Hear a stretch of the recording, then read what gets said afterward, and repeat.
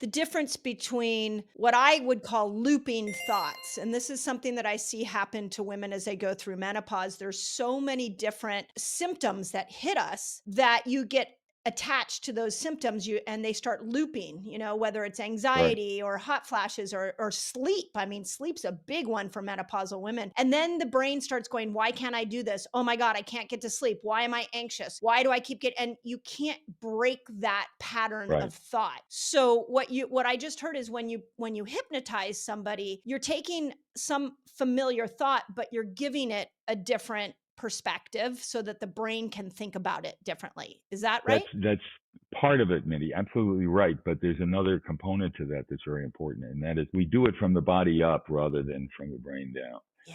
So when you're Yeah. in bed at 3 in the morning, frustrated you can't get to sleep, what you're doing is waking yourself up. You're triggering the sympathetic nervous system, the arousal system. You get frustrated, your muscles tense, you start to sweat. Then you notice that and you think, oh my God, I will never get back. And so that looping is exactly right. Yeah, I've been You get there. loopy. What you can do Yeah. with hypnosis is first just get your body calmed down.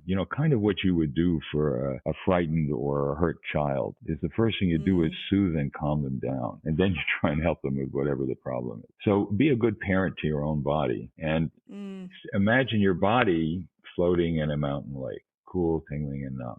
Just mm, if you do that, your body starts to feel different. And then you're mm, beginning to break that cycle of, oh, this must be terrible because I'm so tense and aroused and all this stuff. And then you can face the other problem. But for high flashes, for example, there have been studies. Gary Elkins is a psychologist in Texas who's been studying this very carefully for years. And he finds that the thing that seems to help women with menopause the most in using hypnosis is just to imagine being in a place where the body would feel cool and comfortable. And so mm. it's a way of countering the psychophysiological impact of the hot flashes. And we have evidence that people using hypnosis can actually change their physiology somewhat, but at the least they change their perception of what's going on in their body and can make themselves more comfortable.